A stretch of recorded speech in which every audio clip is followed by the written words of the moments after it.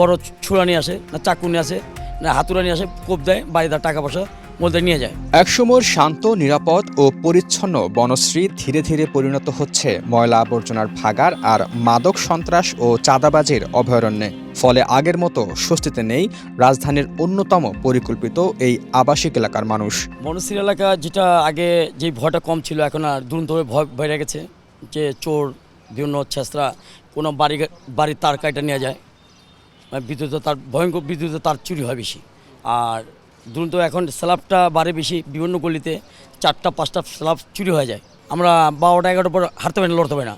যেখানে ওখানে ছেলেমেয়েরা বড় ছুরা নিয়ে আসে, না চাকু নিয়ে আসে, না হাতুড়া নিয়ে আসে, কোপ দেয়, বাড়িদার টাকা পয়সা মধ্যে নিয়ে যায়। বনশ্রীর মতো একটা সোসাইটির মতো একটা জায়গা, এরকম একটা ময়লা থাকবে, এটা আসলে মানে এটা বনশ্রীর সোসাইটিও কাম্য করে না, আমরাও কাম্য করি না। বনশ্রীর মতো একটা এলাকায় আসলে এরকমটা হবে এটা মানে আশা করা যায় না। মানে রাস্তাঘাটের অবস্থা খুব একটা ভালো না, চলাফেরা করতে অনেক কষ্ট হয়ে যায় আর কি। নাগরিক হিসাবে নানান অসুবিধা তো আছেই, এটা তো সব বিষয় তো আর বলা যাবে না। ঢাকার পরিকল্পিত আবাসিক এলাকাগুলোর মধ্যে একসময় নাগরিক সুবিধার দিক থেকে আকর্ষণীয় ছিল বনশ্রী। এলাকাটি ঢাকা দক্ষিণ ও উত্তর সিটি কর্পোরেশনের অধীনে চলে যাওয়ার পর থেকেই শুরু হয় নানা ভোগান্তি। চুরি, ছিনতাইয়ের মতো অপরাধ তো আছেই, রাস্তাঘাটেও নেই আগের মতো চাকচিক্য। জায়গায় জায়গায় দিনের পর দিন জমে থাকছে ময়লা আবর্জনা। সব মিলিয়ে সিটি কর্পোরেশনের উদাসীনতায় বনশ্রীতে দিন দিন বাড়ছে জনদুর্ভোগ। সিটি কর্পোরেশন নেওয়ার পরে সিওআরএস যে লাইনটা করছে, এই লাইনটা করার পরে যদিও ভালো হয়েছে, কিছু সময় মানুষের এরকম ভোগান্তি হয় যে ভোগান্তিটা 8 দিন 10 দিন 15 দিন পর্যন্ত পড়ে থাকে। এই রাস্তাটা অনেক ব্যস্ত রাস্তা, এখানে অনেক কতগুলি স্কুল আছে, নামকরা একটা স্কুল আইডিয়াল স্কুল আছে।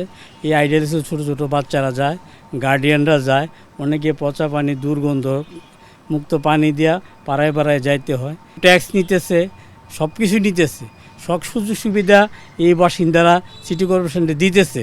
সিটি কর্পোরেশন ওইভাবে ওই বাসিন্দাদেরকে দিতেছেন। বনশ্রী এলাকায় তো এমনি আছে, এলিট পার্সন বসবাস করে, কেউ ওর খবরও নেয় না, এই কাজ করে না।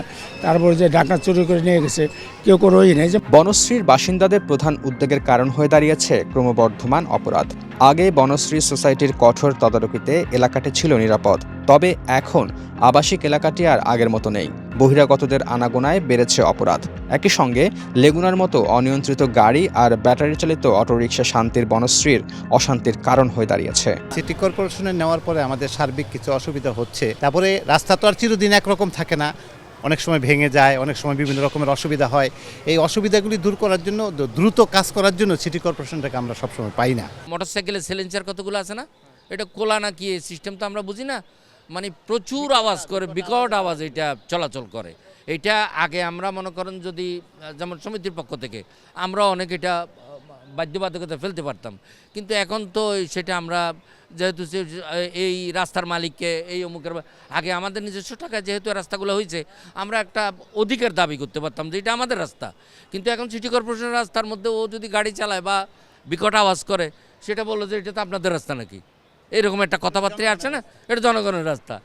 আগে তো আমাদের নিজস্ব রাস্তা ছিল, এটা সিটি কর্পোরেশন দাবি করে নাই যখন তখন, তাহলে আমরা কাজটা করতে পারতাম লাউডলি, এখন সেটা পারি না।